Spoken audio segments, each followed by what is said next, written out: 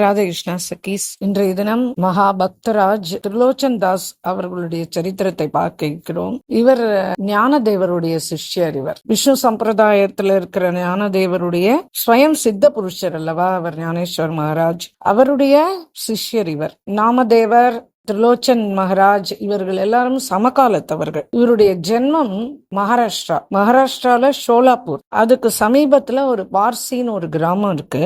அந்த பார்சி கிராமத்துல, ஷோலாப்பூர் பக்கத்துல இருக்கிற பார்சி கிராமத்துல வைஷ்ய குலத்துல இவர் ஜனிக்கிறார். இவருக்கு சின்ன வயசுலயே அப்பா அம்மா எல்லாம் இறந்து போயிட்டா. சின்ன வயசுலயே கல்யாணமும் ஆயிடுத்து. ரொம்ப அனுகூலமான பத்தினி இவருக்கு. ஆனா சந்தானம் கிடையாது. அதுக்காக அவ ஒன்னும் ரொம்ப துக்கம் எல்லாம் படல. எது எப்படியோ பகவான் என்னவோ அது பிரகாரம் இருந்துட்டு போட்டுமே, வாழ்க்கை என்ன இப்போ. அதுக்காக தனவந்தரா இருக்கும், ஆனா நம்மளுக்கு சந்தானம் இல்ல. அதுக்காக என்ன பண்ண முடியும் அப்படின்னு சொல்லிட்டு எல்லாம் பாண்டரங்கனோட இஷ்டம் அப்படின்னு சொல்லிட்டு அப்படியே இருந்துட்டு இருக்கா. இவருக்கு ஜென்மத்திலேயே பிரேம சம்ஸ்கார் பக்தி உண்டு. இவருக்கு பிரேம பக்தி இவரிடம் ரொம்ப ஜாஸ்தியா உண்டு. ஷோலாப்பூர் பக்கத்திலேயே இருக்கிறதுனால இவர் அடிக்கடி பண்டரிபுரம் போய் பாண்டரங்கனை தரிசனம் பண்ணிட்டு வருவார். இவ அப்பாவுக்குமே சந்த் சேவனா ரொம்ப பிடிக்கும். ஆத்துக்கு எப்ப பார்த்தாலும் சந்துக்கள் வருவா. அவளுக்கு என்ன உண்டோ, ஏன்னா பண்டரிபுரத்துக்கு போற வழி இல்லையா. ஷோலாப்பூர்ல இறங்கின உடனே இவன் கிராமத்துக்கு வந்துருவா. இங்க பஜனை பண்ணி எல்லாம் விஸ்ராந்தி எடுத்துட்டு அதுக்கப்புறமா பண்டரிபுரத்துக்கு போய் பாண்டரங்கனை தரிசனம் பண்றதுக்கு போவா சந்துக்கள். அவ அப்பாவும் அவளோடய போய் சேர்ந்து சேவிக்கிற வழக்கமும் உண்டு. இந்த மாதிரி ஆத்துல இந்த சம்ஸ்காரங்கள்லாம் இருக்கிறதுனால இவருக்கு இது ஒண்ணும் புதுசு கிடையாது. இவருடைய இந்த குருவனுடைய யசஸ ரொம்ப பிரபலப்படுத்தினா யாரு? இந்த திரிலோச்சன் தாஸ் மகாராஜ். ஒரு தடவை இவர் பண்டரிபுரத்துக்கு போய் பாண்டரங்கனை போய் தரிசனம் பண்ணிட்டு திரும்பி வர வழியில நாமாதேவருடைய வீட்டுக்கு போறார். நாமாஜி ஆத்துக்கு போன உடனே அவர் அந்த துணி நெங்கிற வேற இருக்கு இல்லையா, அது பண்ணிட்டு இருக்காரு. இவர் ரொம்ப நேரம் நின்னு பாக்குறாரு. நாமாஜின்னு கூப்பிடுறாரு. அவர் காதே கேட்கல. அப்புறமா பக்கத்துல போய் நின்னு இது பண்ண உடனே அவர் சொந்த ஞாபகத்துக்கு வர்றார். உடனே அவர் கேட்கிறார், என்ன பண்ணிட்டு இருந்தேள் இத்தனை நாளி? நான் கூப்பிட்டா இவ்வளவு பக்கத்துல கூப்பிட்டு கூட உங்களுக்கு காது கேட்கலையே. இல்ல, பாண்டரங்கனுடைய நினைவாவே அபங்கங்களை பாடின்னு இருக்கேன் உள்ளுக்குள்ள, இது வெளியில இந்த வேலையை பண்ணிட்டு இருக்கேன் அப்படின்ன உடனே அவர் சொல்றாரு, எனக்கு ரொம்ப சந்தோஷமா இருக்கு உங்களை பாக்குறதுக்கு. எனக்கும் ஒரு நல்ல குரு முதல்ல வேணும், அதான் நான் யோசிக்கிறேன் அப்படின்னு கேக்குறாரு. இன்னும் அவர் சொன்னார், நீங்க இப்ப ஞானேஸ்வர் மகாராஜ் இங்கதான் பக்கத்துல இருக்கார், நீங்க போங்க அவரை தேடி, அவர்கிட்ட உபதேசம் வாங்கிக்கோங்க, உங்களுக்கு சித்திக்கும் அப்படின்னு சொல்றார். சரின்னு சொல்லிட்டு கிளம்பி அங்கேருந்து நேரா ஞானேஸ்வர் எங்க இருக்காரோ அங்க தேடிட்டு போய் அவருடைய இருப்பிடத்துக்கு போறார். போன உடனே அவருடைய காலில் போய் சாஷ்டாங்கமா விழுறார். பொதுவாவே இவருக்கு ரொம்ப வினயம் ஜாஸ்தி. இவர் போய் காலில் விழுந்த உடனே ஞானேஸ்வர் மகாராஜ் பார்த்துட்டு, என்னப்பா என்ன வேணும் அப்படின்னு கேக்குறார். இல்ல, நான் பாண்டரங்கனை பாக்குறதுக்காக வந்தேன், அப்படியே நாமதேவர் ஆத்துக்கு போனேன், எனக்கு ஒரு நல்ல குரு வேணும்னு கேட்டேன், அவர் உங்களை பார்க்க சொன்னார், அதனால்தான் நான் இப்ப உங்களை தேடி வந்தேன். அப்படியா, ரொம்ப சந்தோஷம், உட்காந்துக்கோ அப்படின்னு சொல்லிட்டு அவர்கிட்ட எல்லாம் பேசிட்டு அவருடைய ஷேமன் எல்லாம் விசாரிச்சுட்டும் அதுக்கப்புறம் கேக்குறாரு, என்னப்பா உனக்கு என்ன வேணும் அப்படின்னு கேட்ட உடனே, இல்ல நீங்க தான் எனக்கு குருவா இருந்து என்னை வழி நடத்திட்டு போகணும் அப்படின்னு சொன்ன உடனே அவர் சொல்றார், இல்லப்பா உன்னை குருவா அடைஞ்சதால நான் ரொம்ப பெருமைப்பட போற காலம்லாம் வரப்போறது, பகவானே உனக்கு பிரத்யட்சமா ஆவாருப்பா. அப்படியா சொல்றேன், என்ன இப்படி சொல்றேலே நீங்க அப்படின்னு சொல்லிட்டு கேக்குறார். உடனே அவர் சொல்றார், இல்ல. அப்புறம் உபதேசம் பண்ணிட்டார். அதுக்கப்புறமா இவர் எனக்கு ஒண்ணுதான் உங்ககிட்ட கேட்கணும், எனக்கு குருவா இருந்துன்னு நீங்க இது சொல்லணும், எனக்கு ஒண்ணு தெரியணும், பகவான் என்ன பண்ணா பகவான் என்கிட்ட பிரசன்னமா இருப்பான், அதுக்கு மட்டும் ஒரு பதில் சொல்லுங்க, அது போதும் எனக்கு. பகவான் எப்படி பிரசன்னமாவான் அது எனக்கு தெரியணும். அவர் சொல்றார், சந்தேகமே இல்லாம சந்து சேவாதான்பா. சந்து சேவா நீ பண்ணிட்டே இருந்தியானா பகவான் உன்கிட்ட பிரசன்னமாய் உன்னிட்ட வரப்போறான். இது ஒன்னும் பெரிய விஷயமே இல்ல. யார்கிட்டயும் நீ ஜாதி மதம் குலம் எதுவுமே நீ பார்க்கவே கூடாது. முதல்ல சந்துன்னு ஒருத்தர் வந்துட்டாருன்னா அவரை ஆசிரியிச்சு அவருக்கு என்ன வேணுமோ பண்ணி அவருக்கு வேண்டிய உபகாரங்களை செஞ்சு அவருக்கு இருக்க இடம், அன்னம், ஆகாரம் எல்லாம் கொடுத்து அவரை சந்தோஷப்படுத்தி அவளை அனுப்பணும். இதுதான் நீ செய்யணும். இந்த குலம் கோத்திரம் இதெல்லாம் நான் பாக்குறது இல்லப்பா. ஏன்னா பகவான் எல்லா ஜாதியிலையும் இருக்கிற சந்துக்களுக்கு அவன் பிரத்யட்சமாயி உபகாரம் பண்ணியிருக்கான். இன்னொன்னு, எல்லா வைஷ்ணவாலும் குருமார்களும் எல்லா சந்துக்களும் எல்லாருமே ஒரே கோத்திரம் தான். என்ன கோத்திரம்னு கேக்குறியா? அதுதான் அச்சுத கோத்திரம். அவ எல்லாரும் ஒரே கோத்திரம் தான். அச்சுதன்றதுக்கு என்னப்பா அர்த்தம்? கை நழுவ விடாதவன் தானப்பா அச்சுதன். அதே மாதிரி சந்துக்களும் நேரத்தையே நழுவ விடமாட்டா. அவ சதா கோவிந்த பக்தி பண்ணிட்டே இருப்பா. அதனால அவ அச்சுத கோத்திரக்காரா. அதனால சந்துக்கள் எல்லாருமே பாகுபாடு இல்லாம எல்லாரும் அச்சுத கோத்திரம் தான். அவ வழிபாடு செய்யற தெய்வமும் அச்சுதன் தான். அவனும் கைவிட மாட்டான், சந்துக்களை நம்பினா அவளும் கைவிட மாட்டார் அப்படின்னு சொல்லிட்டு இவருக்கு நல்ல வார்த்தை 4 சொல்லி இவர் அனுப்பிச்சு வைக்கிறார். இவர் ஊருக்கு கிளம்பி வர்றார். கிளம்பி வந்துட்டு தினம் அவர் எப்பவும் பண்ற அந்த தன்னுடைய காரிய கிரமத்தை பண்ணிட்டே வர்றார். தன்னுடைய சேவை என்ன உண்டோ அதையும் செஞ்சுட்டு வர்றார். ஊருக்கு வரவாள்லாம் அவ அப்பா காலத்துல இருந்தே வரவாள்லாம் இருக்கா இல்லையா, அதனால வரவாள்லாம் வருவா. சந்துக்கள் அவளுக்குலாம் இவா பொண்டாட்டியும் ஆத்துக்காரமா சேர்ந்துட்டு 2 பேருமா போட்டுண்டு அவளுக்கு எல்லாம் பண்ணுவா. இவருக்கு நித்திய பகவத் கைங்கரியம் காலையில இருக்கு. அவ பொண்டாட்டிக்கு நித்தியம் சமையல் பண்ணி போடணும், வரவாளை வானு கூப்பிடணும், அவளுக்கு எல்லாம் பண்ணணும், இதெல்லாம் செய்யணும். அப்போ இவர் நினைக்கிறார் திரிலோச்சன் தாஸ் தினமுமே பகவான் கிட்ட எல்லா சேவெல்லாம் பண்ணி முடிச்ச உடனே பகவான்கிட்ட ஒரு பிரார்த்தனை வைப்பார். பகவானே, எனக்கு ஒரே ஒரு அனுகிரகம் நீ செய்யணும். என்ன அப்படின்னா, எனக்கு இந்த சந்து சேவை செய்யறதுக்கு ஒரு நல்ல பதிக்கர் கிடைக்கணும், ஒரு நல்ல வேலைக்காரன் எனக்கு கிடைக்கணும். வேலைக்காரன் சொல்லக்கூடாது, வேலைக்காரன்னா அவன் பணத்தை வாங்கிட்டு நாட்டம் இல்லாம வேலையை பண்ணி கொடுத்துட்டு போயிடுவான் வேலைக்காரன்றவன். ஆனா சேவகன்றவன் தன்னுடைய மனசை பரிபூர்ணமா அந்த சேவையில ஈடுபட்டு அவன் செய்யக்கூடியவன் தான் சேவகன். அதனால எனக்கு ஒரு நல்ல சேவகன் கிடைக்கணும் அப்படின்னு சொல்லிட்டு தினம் பிரார்த்தனை பண்ணிட்டே இருப்பார். பகவான் நினைக்கிறார், பல இருக்கா, எல்லாரும் ஒன்னொன்னு கேக்குறா என்கிட்ட, ஆனா இவன் எந்த சுயநலமும் இல்லாம எனக்கு உபகாரம் பண்றதுக்காக வேண்டி, எங்க 2 பேருக்கும் உபகாரம் பண்றதுக்கு, சந்துக்களை கவனிக்கிறதுக்குன்னு ஒரு சேவகன் வேணும்னு கேக்குறானே. இந்த கலிகாலத்துல யார் இத்தனை உண்மையா பண்றவா இருக்கா? யார நான் அனுப்புறதுன்னு பல காலம் யோசிச்சுட்டு அப்புறம் நினைக்கிறார், ஏன் நானே இந்த சந்து சேவைக்கு தானே ஆசைப்படுவேன், சந்துக்குள்ளுடைய சரண தூளி தானே நான் ரொம்ப ஆசைப்படுவேன், நானே அவள் சந்து சேவை பண்றதுக்கு அவாத்துக்கு நான் சேவகனா போலாமே. ஏன்னா உண்மையான மனதோட அதுல லைஃபோட ஈர்ப்போட அந்த காரியத்தை பண்ணணும். அப்பதான் இவனுக்கு திருப்தி இருக்கும் திரிலோச்சன் தாஸ்க்கு. அதனாலக்கு நானே போறேன் அப்படின்னு நினைச்சுட்டு இவரே கிளம்புறார். இவரே கிளம்பி வரார், அவாத்து வாசலுக்கு வந்துடுறார். இவர் நினைச்சுக்கிறார், பகவானே, நீ அனுப்புற சேவகன் எனக்கு உபகாரமா இருக்கிறது ஒரு பக்கம் இருந்தாலும் வந்த சந்துக்களுடைய மனசு குளிர்ற மாதிரி இருக்கணும், இதுதான் என்னுடைய அபிலாஷ.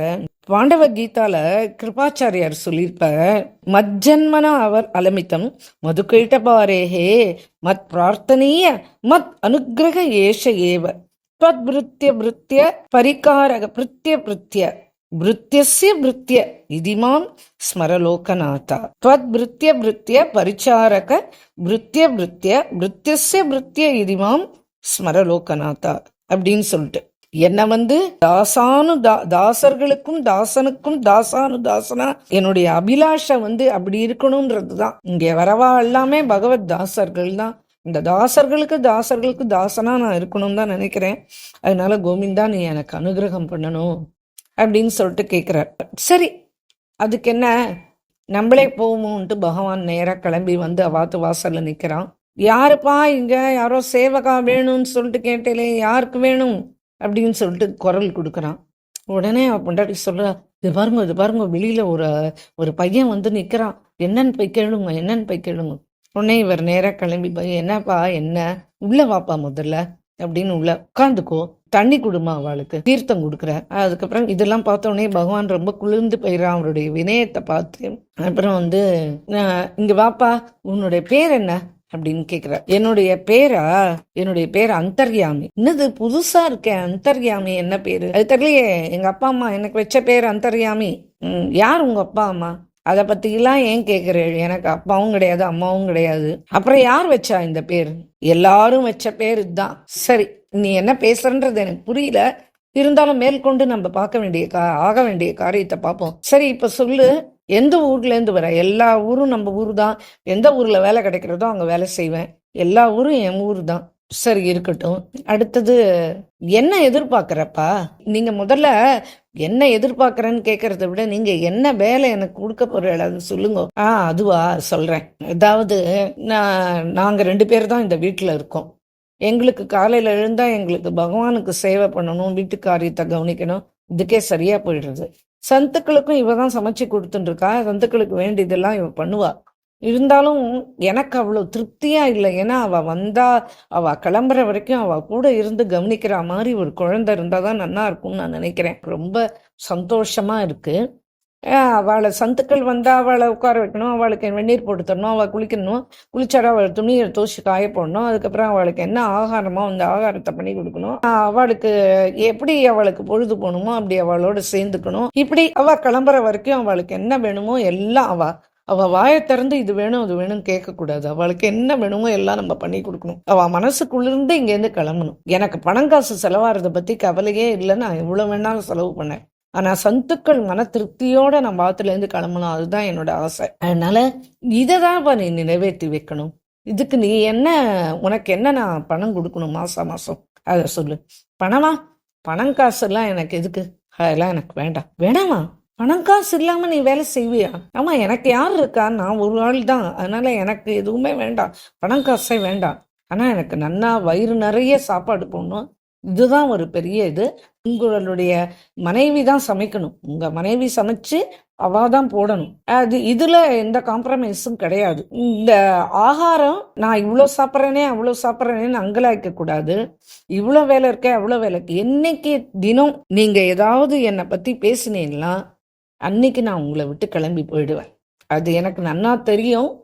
அதனால நீங்க வயிறு நிறைய சாதம் போடணும், பணங்காசு வேணாம். ஆனா வஸ்திரம் கட்டிக்கிறதுக்கு வஸ்திரம் கொடுங்க. இந்த மாதிரிலாம் நீங்க எனக்கு பண்ணணும்.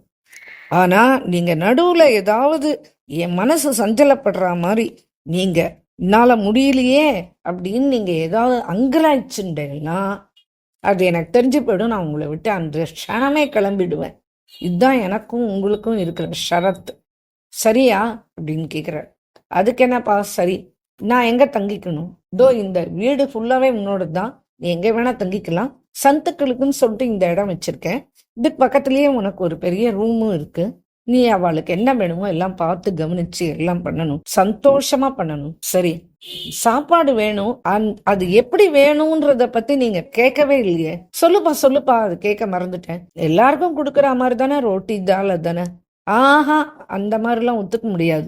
என்னுடைய சாப்பாடு அந்த அம்மா தான் ரெடி பண்ணணும். காலையில பால் போகு 2 சேர், மத்தியானம் ராஜ் போகு 7 சேர், ராத்திரி போகு அதுக்கு 5 சேர், ஆக மொத்தம் 14 சேர் எனக்கு ஒரு நாளைக்கு ஆகாரம் வேணும். இது தவிர எனக்கு தனியா பால் வேணும், தயிர் வேணும், எல்லாம் வேணும். இதெல்லாம் நீங்க கொடுக்கறதுக்கு தயாரா? இதெல்லாம் செய்ய முடியுமா?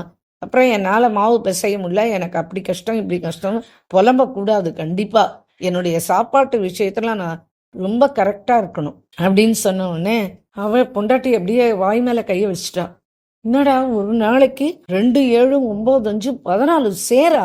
உடனே அவர் உள்ள கூப்பிட்டு சொன்னார், இந்த பாரு, நீ வர சந்துக்கள் அத்தனை பேருக்கும் தண்ணி போட்டு கொடுத்து அவளுக்கு ஆகாரம் பண்ணி கொடுத்து ராத்திரிக்கு நீ எவ்வளவு வேலை செய்வா அவளுக்கு? இப்போ உனக்கு அந்த வேலையெல்லாம் கம்மி தானே? இந்த பையனுக்கு மட்டும்தானே நீ போகு ரெடி பண்ணி தரணும். இதுக்கு எதுக்கு நீ அப்படியா நீ இப்பவே வாய் மேல கை வைக்கிற? அந்த மாதிரி முடியவே முடியாது. கொஞ்சம் கோபிஷ்டி தான். தன்னுடைய காரியம் சரியா நடக்கணும், சந்துக்களுடைய கைங்கரியம் சரியா நடக்கலன்னா அவர் கோபம் வந்துடும். அதனால பொண்டாட்டி வந்து சரி ஆட்டும், நான் செய்யறேன், அதை பத்தி ஒண்ணும் இல்லை, நான் செய்யறேன். ஆமா, நீங்க சொல்ற மாதிரி எனக்கு அந்த வேலையெல்லாம் மிச்சம் இல்லையா, சரி செய்யறேன் அப்படின்னு ஒத்துன்ட்டா. தினம் காலையில எழுந்த உடனே யார் யார் சந்துக்கள் வந்திருக்காளோ அவளெல்லாம் கூப்பிட்டு அவளுக்கெல்லாம் கால் பாதம்லாம் முதல்ல வந்த உடனே அவளுக்கு கால் அலம்புவான். இவர் பாக்குறார், அலம்பி அந்த தண்ணியை தளியில தெளிச்சுப்பான். பகவான் இதுக்காக தானே சந்துக்களுடைய தூளிக்காக எப்படி அமையங்கிறான் பாருங்க. தண்ணியை தலையில தெளிச்சுப்பான். அப்புறம் அவளை கூட்டிட்டு போய் உட்கார வைப்பான்.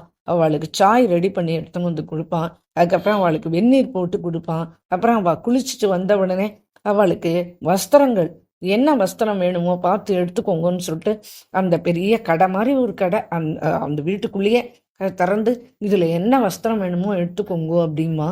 உடனே அவளுக்கு வேண்டியது எடுத்துப்பான் அந்த வஸ்திரங்களை. அதுக்கப்புறமா அந்த பழைய வஸ்திரம்லாம் இங்கே கொடுங்கோன்னு எல்லாத்தையும் துவச்சி காய போடுவான். அப்புறம் அவளுக்கு உடனே ஆகாரம் ரெடி பண்ணுவான். ஆகாரம் ரெடி பண்ணிட்டு அவளாம் ஜபம் தபம்லாம் பண்ணி முடிச்ச உடனே கமண்டலம் இருக்கா, உங்களுக்கு எல்லாம் இது இருக்கா அது இருக்கா எல்லாம் கேட்பான். சாப்பிட்ற தட்டு இருக்கா எல்லாம் கேட்பான். எது இல்லையோ அதை உடனே பாசார்லேருந்து வரவழைச்சு அந்த புது ஐட்டமாக அவளுக்கு கொடுத்துருவோம். அவளுக்கு கமண்டலம் வேணும்னா ஐயோ நான் கேட்கணும்னு நினச்சேன், நீ அதுக்குள்ளே நீயே கேட்டுட்டே எப்படிப்பா? நான் என் பேர் என்ன அந்தர்யாமி இல்லையா, தெரியும் உனக்கு என்ன வேணும்னு, அதுதான் நான் கேட்டேன் அப்படின்னு சிரிப்பான். அந்த சிரிப்புலேயே மயங்கி போயிடுவா எல்லாருமே. அதுக்கப்புறமா ஆகாரம் கொடுப்பான். அதுக்கப்புறமா அவள் ஜப தபம்லாம் முடிச்சுன்னு வந்தவுடனே அவளுக்கு ஆகாரத்தெல்லாம் போட்டு அப்புறம் அவள் விஷ்ராந்தி எடுத்துப்பா. அதுக்கப்புறமா அவள் உட்காந்துட்டு சர்ச்சை பண்ணுவா. கீதை பாகவதம் அந்த மாதிரிலாம் சர்ச்சை பண்ணுவா. அப்போ இவனும் போய் உட்காந்து அதெல்லாம் கேட்பான். கேட்டவுடனே அப்போ அவருக்கு ஒரு சின்ன சின்ன தப்பு பண்ணிட்டாரு அந்த ஒரு இடத்துல. அப்படின்னா, இந்த இடத்துல நான் நிறைய கேட்டிருக்கேன் பிரவச்சனம், இந்த இடத்துல இது இப்படி வராதே, இது இப்படி தானே வரும். அரே அந்தர்யாமி, நான் என்னவோ நினைச்சேன் உன்னை பத்தி. பேஷ், நீ பெரிய பண்டிதன் கூட போல இருக்கே. நீ என்னமோ இந்த சேவகன் நினைச்சேன், நீ பண்டிதனுக்கு பண்டிதனா இருக்கியே அப்படின்னு.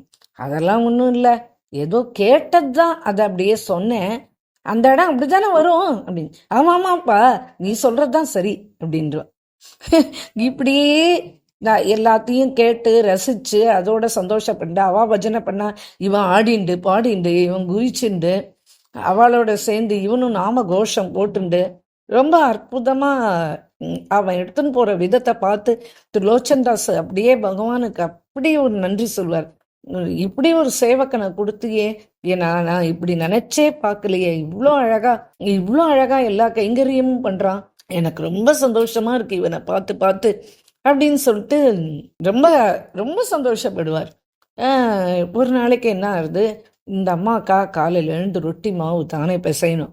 ரொட்டியை பிசைஞ்சு அதுக்கப்புறமா தால் பண்ணும், அப்புறம் சப்பாத்தி இடணும் போட்டு எடுக்கணும், அதுக்கப்புறமா தால் பண்ணும், அதுக்கப்புறம் என்னென்ன இருக்கோ அந்த எல்லாத்தையும் இந்த காய்கறி வகைகள்லாம் பண்ணணும், ஸ்வீட் பண்ணணும், பால் காய்ச்சி வைக்கணும், தயிர் வர ஊற்றணும், ஏகப்பட்ட வேலை.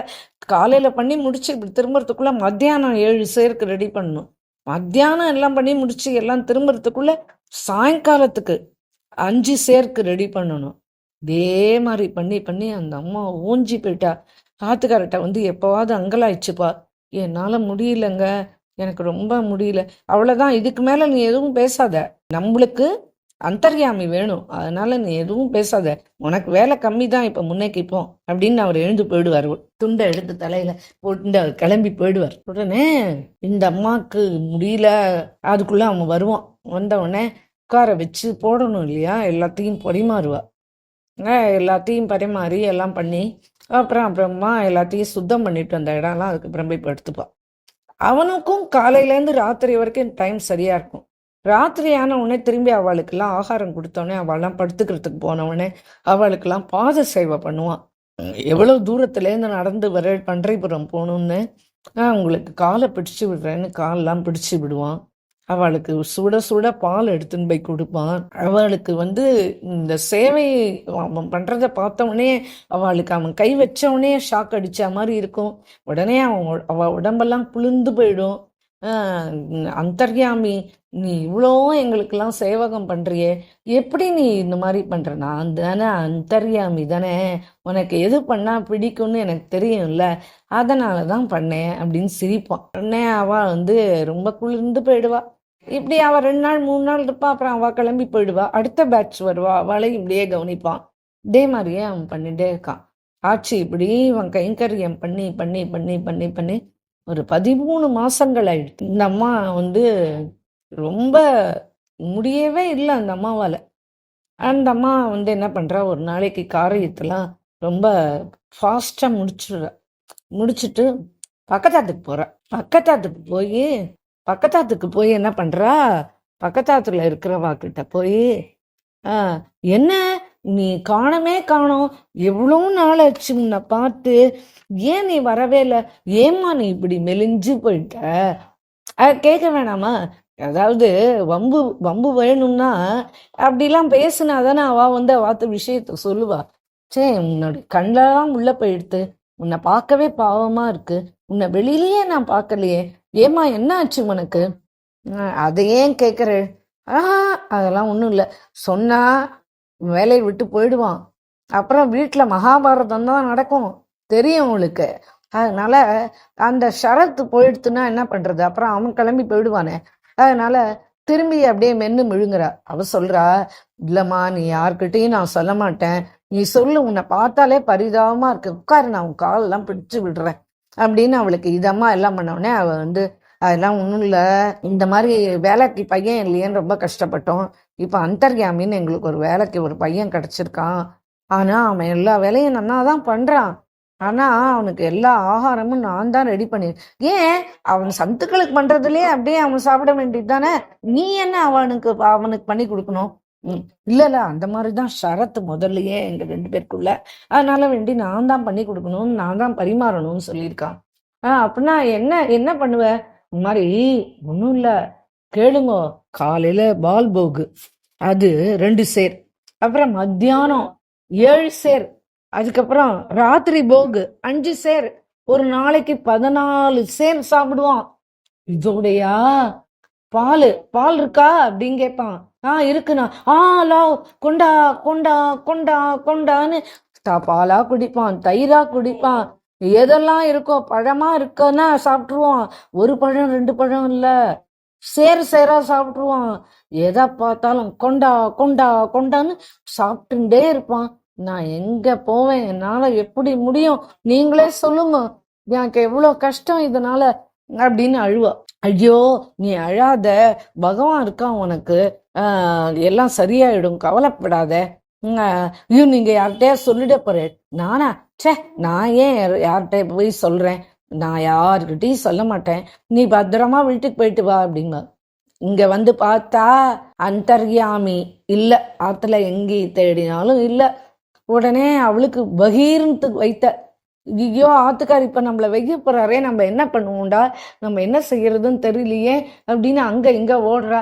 என்ன எங்கேயோ ஓடிண்டே இருக்க என்ன அப்படின்னு திரிலோச்சன் தாஸ் கேட்கிறார். அவர் பாகவதம் படிச்சுட்டு இருக்கார். அவர் வந்து, என்ன எங்கேயோ ஓடிண்டே இருக்க, என்னது? இல்ல திரிலோச்சன் தாஸ் காணோம். காணமா அப்படின்னு அவர் ஓடி வந்து எல்லா இடம் தேடுறார், காணோம்.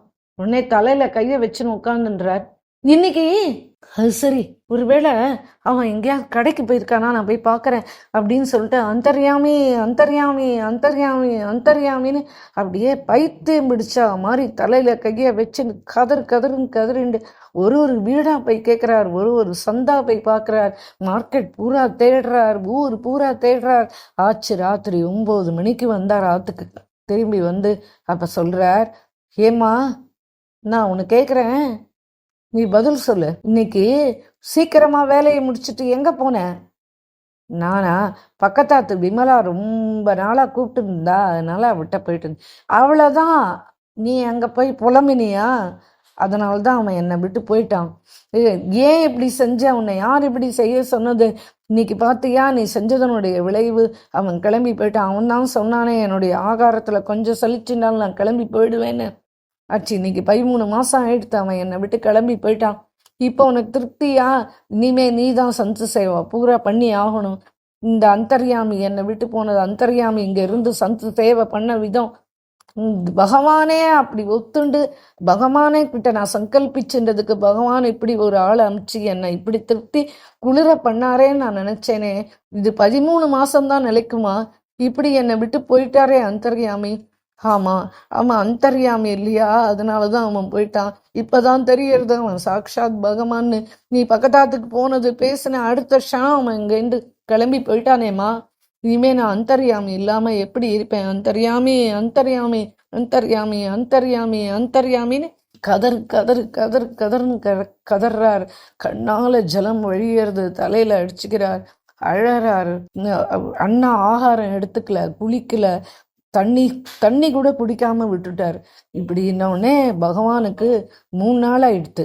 பகவானுக்கு எங்கே இவன் வந்து ரொம்ப இவனுக்கு ஏதாவது உடம்பு ஈனமாயிட போறதே, க்ஷீணமாயிட போறதே, பாவமே அப்படின்னு சொல்லிட்டு அப்படின்னு சொல்லிட்டு உடனே என்ன பண்றார், ரொம்ப வருத்தப்படுறார், ரொம்ப வருத்தப்படுறார்.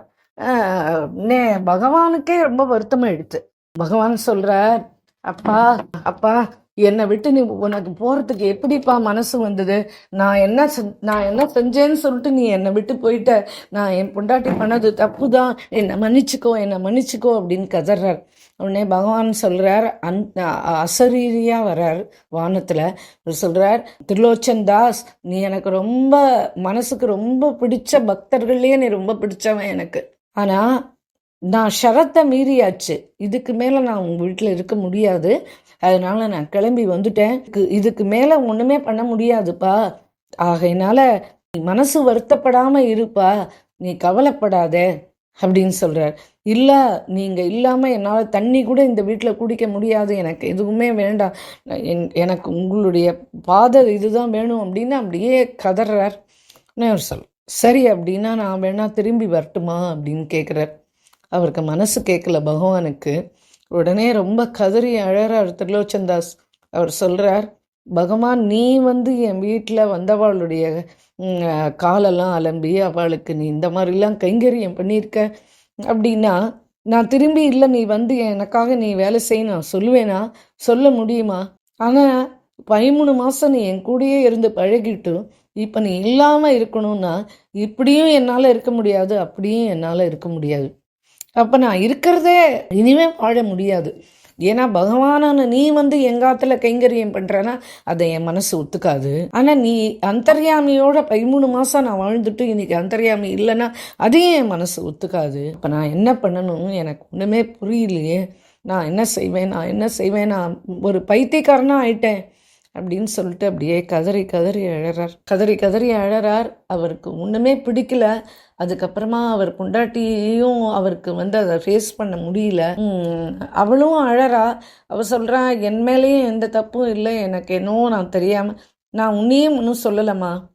யுதிஷ்டருடைய சாபம் ஒன்று இருக்கே, எந்த பெண்ணாலையும் எந்த ரகசியத்தையும் காப்பாற்ற முடியாத, அதனால நீ 13 மாசம் இப்படி இருந்தியே, இதே எனக்கு ஒரு பெரிய விஷயம்தான். பரவாயில்ல, என்னுடைய போராத காலம் இதுதான், வேற ஒண்ணுமே நான் நினைச்சுக்கல இதை பத்தி அப்படின்னு சொல்லிட்டு சொல்றார்.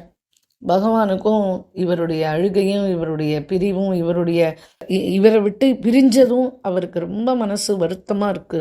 இப்படி புலம்பி புலம்பி அப்புறமா கடைசியில சொல்றார், சரி நீ சேவக்கா வர முடியாது, தெரிஞ்சாவிட்டு நீ பகவான்னு தெரிஞ்சாவிட்டு நான் எப்படி உன்னுடைய சேவையை ஏத்துக்க முடியும்?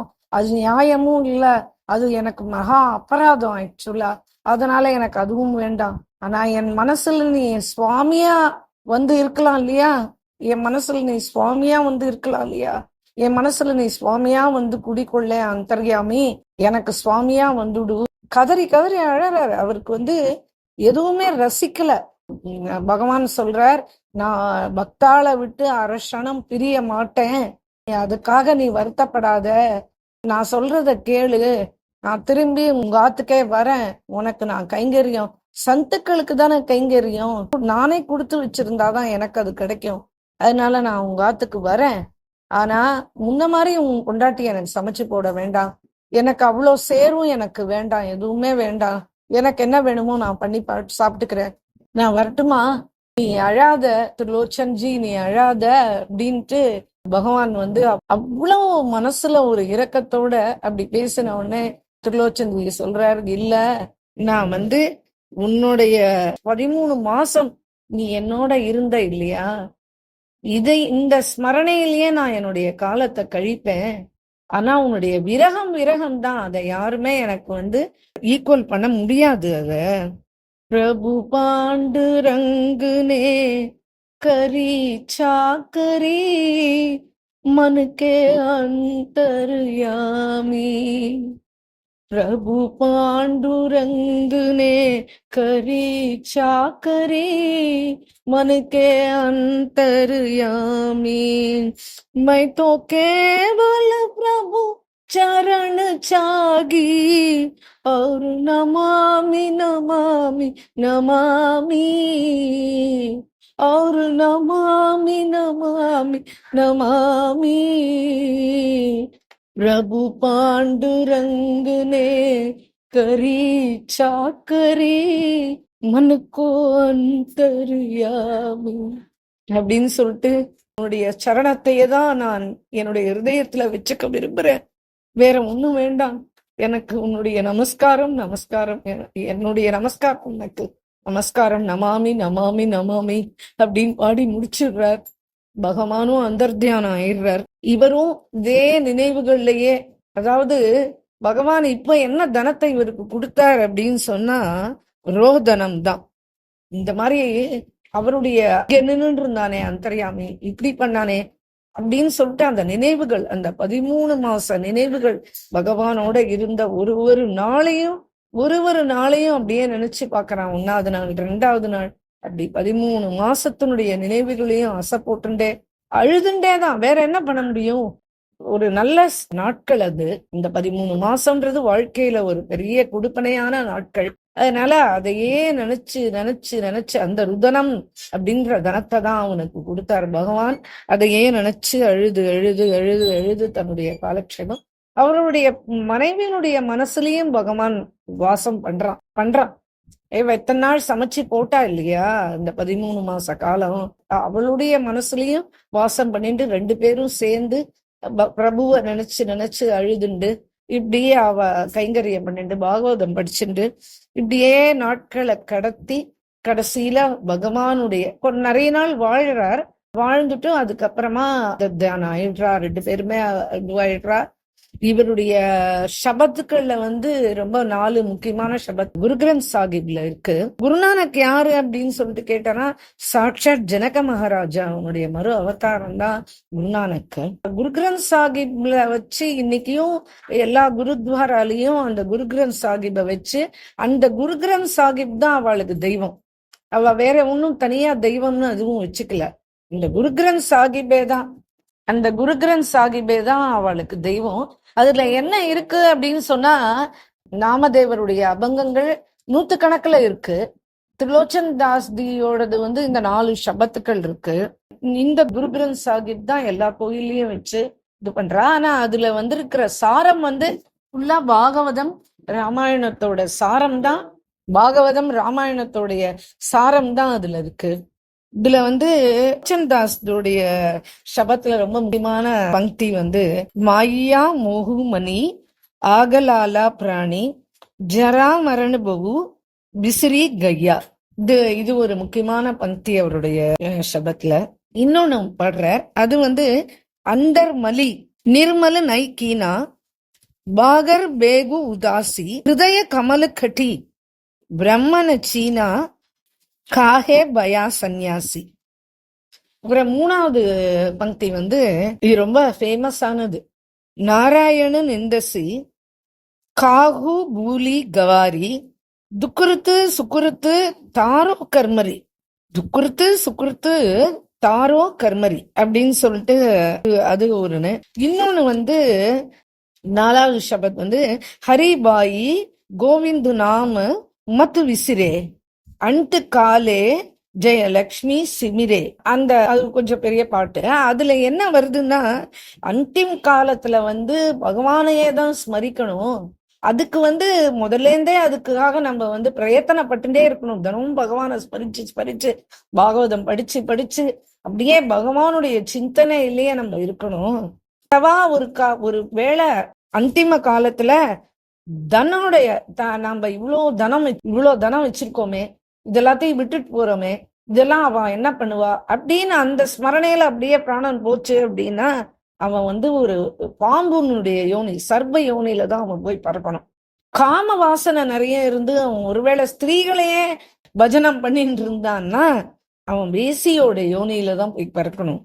அப்புறம் அந்த காலத்துல சந்தானங்களை பத்தியே நினைச்சுண்டு, ஐயோ அந்த பையன் என்ன பண்ணுவான், இந்த பொண்ணு என்ன பண்ணுவா, அந்த பையன் அந்த குழந்தை என்ன பண்ணுவான் அப்படின்னு அந்த குழந்தைகளையே நினைச்சுட்டு அப்படியே பிராணனை விட்டானா, சூக்கரு கூக்கருன்னு சொல்லிட்டு அந்த பன்னிக்குட்டி நாய்க்குட்டியா தான் போய் அடுத்த ஜென்மம் எடுக்கணும்.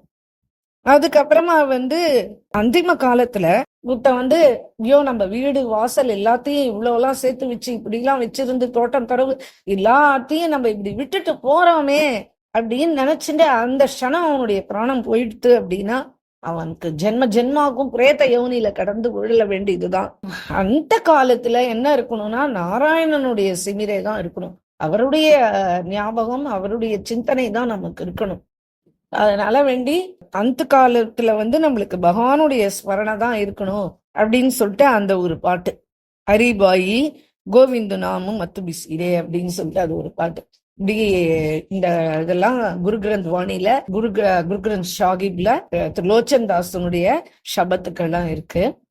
இவருடைய சரித்திரம் கற்பனைக்கு எட்டாத சரித்திரம்.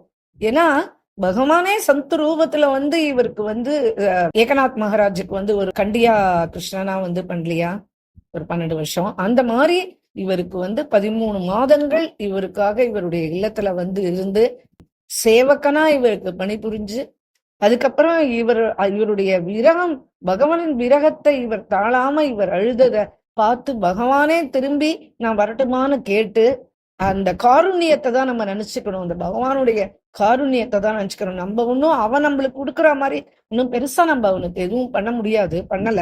நம்மளுடைய ஹிருதயத்தை அவனுடைய பாதத்துல போட்டுட்டோம் அப்படின்னா, நம்மளுடைய ஹிருதயத்தை, நம்மளுடைய சித்தம் பூரா அவனே நிரம்பி இருந்துட்டான் அப்படின்னா, அப்புறம் அவன் நம்மளுக்கு என்ன வேணுமோ எல்லாத்தையும் மிக பரம் எல்லாத்துக்கும் வேண்டியதையும் அவன் கொடுப்பான். சரித்திரம் மனசை விட்டு நீங்காத சரித்திரம். அவருடைய ஸ்மரணை ரொம்ப அற்புதமான ஸ்மரணை. திருலோச்சன் தாஸ் ஜி இந்த மாதிரி மகா பக்த புருஷர்களுக்கு ஜெயஹோ. ராதே கிருஷ்ணா சகீஸ்.